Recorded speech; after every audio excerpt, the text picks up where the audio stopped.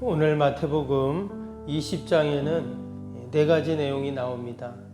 앞에 부분에는 포도원 품꾼 비유가 나오고요.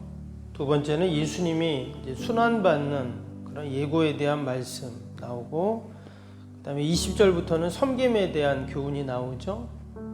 당시 야고보와 요한이 주님 내가 우편에 좌편에 앉게 해달라고 하는 그 내용, 그러나 예수님께서는 인자가 섬김을 받으려 온 것이 아니라 섬기려고 왔다, 이런 얘기를 하셨습니다. 그리고 이제 마지막 부분 29절부터 마지막 부분에는 여리고의 두 소경을 치유하는 그런 내용이 나옵니다. 오늘 이 마지막 부분 함께 살펴보고 은혜를 나누겠습니다.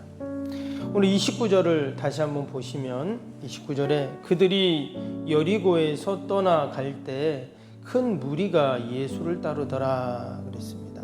지금 예수님이 제자들과 함께 여리고에서 있다가 여리고를 떠나려고 하는 그런 때이죠.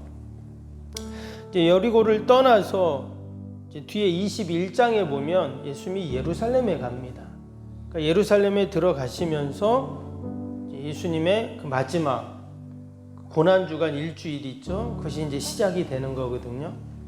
그러니까 지금 예수님이 여리고를 떠날 때 마음이 어땠을까요? 우리가 성경을 읽으면서 기억나시는가 모르겠는데 제가 연초에 그런 말씀을 드렸어요. 우리 성경 읽을 때 하나님이 주시는 그 은혜들을 좀 기록하자. 그때 노트 하나씩 받으셨죠? 그 노트 기억나세요? 네. 그래서 우리가 그 노트를 성령 타임 노트라고 해서 거기다 은혜 받은 내용 이렇게 적자고 했잖아요. 제가 한번 연말에 볼 겁니다. 노트를 내신 분이 몇 분이나 될까? 그때 우리가 거기다 뭘 적냐? 말씀 들으면서 읽으면서 은혜 받은 것도 이렇게 적고, 또 우리가 적을 때 예수님의 마음, 하나님의 마음이 어땠을까를 적어보자, 그런 말씀을 드렸어요. 지금 예수님이 여리고를 떠나서 예루살렘으로 가십니다. 그리고는 그 고난주간 일주일이 시작되고 십자가에서 죽으시는 그 내용이 이제 나오게 되는데, 그러면 지금 예수님이 십자가라는 대업을 앞에 두고 마음이 어떨까요? 당연히 마음이 무겁습니다. 아무리 예수님이어도 그 십자가는 무시무시한 그런 고난이잖아요. 때문에 예수님 지금 마음이 너무나 무겁고 또 마음이 참참하죠. 아주 유쾌하고 행복하고 즐겁고 이런 마음이 아니거든요. 그런데 그런 마음을 갖고 그런 상황 속에서 이어지는 30절 보시면 맹인 두 사람이 길가에 앉았다가 예수께서 지나가신다 함을 듣고 소리질러 이르되 주여 우리를 불쌍히 여기소서 다윗의 자손이여 하니 그랬습니다. 여기 보니까 여리고에 사는 두 맹인, 앞을 보지 못하는 두 맹인이 있는데, 그들이 지금 예수님이 많은 사역을 하시고 떠나신다는 이야기를 들은 거죠. 그리고는 지금 소리를 질러가지고 예수님을 지금 부릅니다. 다윗의 자손이여 우리를 불쌍히 여기소서 불렀어요.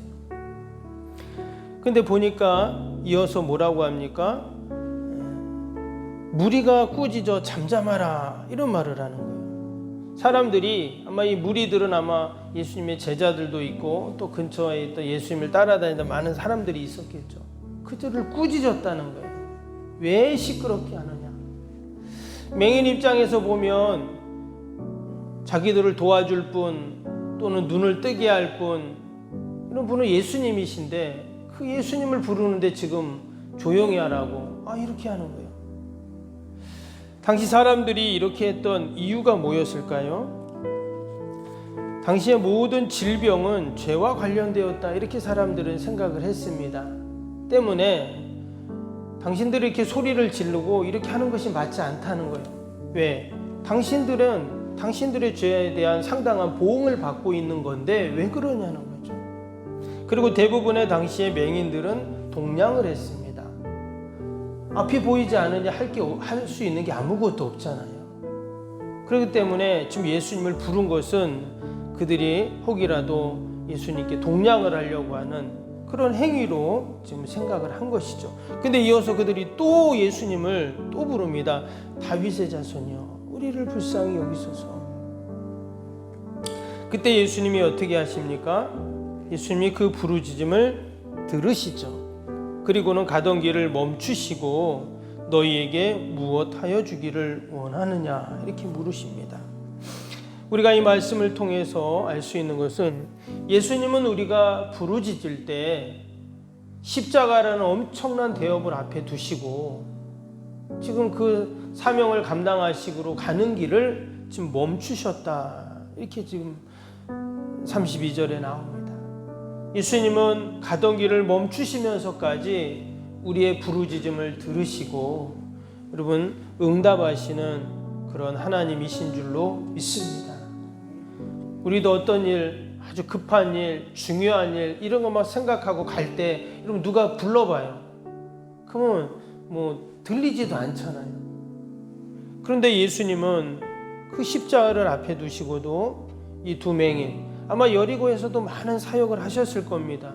병자도 고치고 또 복음도 전하시고 많은 일을 하셨어요. 이 지금 정리하고 가시는 때인데 그럼에도 불구하고 그들의 소리를 들으시고 그들을 위해서 놀라운 구원의 역사를 베풀어 주신다라는 것입니다. 동일하게 우리가 주님께 부르짖을 때 주님은 우리의 부르짖음을 들으시고 반드시 응답하시는 그런 하나님이신 줄로 믿습니다. 또 오늘 말씀에 보면 계속 반복되는 하나의 단어가 있습니다. 바로 불쌍히 여긴다 하는 그런 단어예요. 지금 그 맹인들도 예수님께 우리를 불쌍히 여기소서 다윗의 자손이요 그렇게 계속 말하고 있죠. 근데 뒤에 보니까 34절에도 보세요. 예수께서 불쌍히 여기사 그들의 눈을 만지시니 곧 보게 되어 그들이 예수를 따르니라 했어요. 지금 예수님께서 그들을 불쌍히 여기셨다. 여러분 동일하게 하나님이 나를 보실 때도 어떻게 보실까요? 불쌍히 보세요. 우리를 불쌍히 여기시는 거예요. 사람들은 그 모습을 시끄럽다고 꾸짖었지만 예수님은 그들을 불쌍히 여긴다. 말씀드린 것처럼 당시의 모든 질병들은 죄로 인한 것으로 그들은 여겼습니다. 죄로 인한 것이기 때문에 그들이 그런 고통을 당하는 것이 당연하다 이렇게 사람들은 생각한 거예요. 그러나 예수님은 그렇게 여기지 않았죠. 죄에 대한 대가, 죄에 대한 보응이 아니라 그들은 불쌍히 여겨야 할 그러한 사람들이라는 것을 지금 말씀하는 겁니다. 그리고는 그들이 눈을 떴어요. 그러면 여러분 눈을 떴다면 어떻게 된 걸까요? 죄 때문에 눈을 뜰 수 없는데 눈을 떴다. 그럼 죄의 문제가 해결된 거잖아요. 그들의 문제의 근원이 해결이 된 거예요. 그래서 예수님께서는 우리의 모든 문제를 해결해 주시는 분이시다 하는 거예요. 우리가 이 새벽에도 주님께 부르짖고 기도할 때 주님 우리를 불쌍히 여기셔서 우리의 근본적인 문제까지도 분명히 다 해결해 주실 줄로 믿습니다. 그들은 참 불쌍한 사람들이고 외로운 사람들입니다. 여기 보니까 두 명이 지금 같이 있죠. 맹인 두 사람이 그랬어요. 아까 우리 드라마 바이블 들을 때도 두 사람이 서로 똑같이 소리를 지르는 그런 소리 우리가 들었는데 왜 둘이 같이 있었을까요? 아마도 앞을 보지 못하니까 니도 못 보고 나도 못 보니까 어때요? 서로 위로가 되잖아요. 그런데 중요한 것은 아무리 둘이 서로 위로를 해도 앞을 볼 수는 없다라는 거예요. 그래서 예수님께서는 더 그들을 불쌍히 여겨주신 겁니다. 그래서 예수님께서 그들을 불쌍히 여기셔서 그들의 눈을 만지셨어요. 그랬더니 그들이 지금 눈을 떴습니다. 여러분 이 맹인들이 얼마나 기뻤을까요? 야 너도 떴냐? 나도 떴어. 그러면서 뭐 그 기쁨은 말할 수가 없겠죠. 근데 그들이 주님의 그 놀라운 구원의 역사를 경험하고 그 기쁨을 갖고 오늘 34절 뒤에 보니까 뭐라고 했어요? 그들이 예수를 따랐다 이렇게 나옵니다. 여러분 지금 그들이 얼마나 기쁘겠어요. 눈을 떴습니다. 그동안 앞을 보지 못해 그러한 괄시를 받고 지금 예수님 부를 때도 사람들이 다 꾸짖었다 그랬잖아요. 그만큼 괄시받고 정말 비참한 삶을 살던 그들이 이제 눈을 떴으니 너무 기쁘고 즐겁고 이제 그들의 삶이 어때요? 완전히 인생이 달라지는 거죠. 제2의 인생을 살게 될 겁니다. 그런데 그들이 지금 예수님을 따랐다 이렇게 말했어요. 당연히 예수님이 나를 눈뜨게 해주셨으니까 고마운 마음도 있고 예수님께 보답하고 싶은 마음도 있고 저 예수님을 따라다니면 더 좋은 일도 많이 있겠구나 이런 여러 가지 생각들이 그들에게 분명히 있었을 것입니다. 그런데 그들이 지금 예수님을 따른 가장 큰 이유가 있어요. 뭐가 해결됐다고요? 죄의 문제가 해결이 된 거예요. 지금 예수님께서 자신들의 죄의 문제를 해결해 주신 겁니다. 눈을 뜨게 하신 것도 있지만 죄의 문제를 해결해 주신 거예요. 그들의 통념, 사회적 통념 속에서는 내 죄 때문에 지금 우리가 눈을 못 떴는데, 아니면 우리 부모의 죄 때문에 내가 이런 장애를 갖고 살고 있는데 그 문제를 해결해 주시니 너무 기쁜 거죠. 여러분, 죄의 문제를 해결해 주셨다면 어때요? 다른 어떤 것도 다 해결해 주실 분이다라는 거예요. 여러분, 우리가 이 새벽에도 이미 우리의 죄 문제를 다 해결해 주신 주님, 그러니까 그 주님 때문에 우리가 이 자리에 나와 기도하고 또 사명 감당하고 오늘도 주님 주신 직분 감당하는 줄로 믿습니다. 그게 주님을 따르는 것이죠.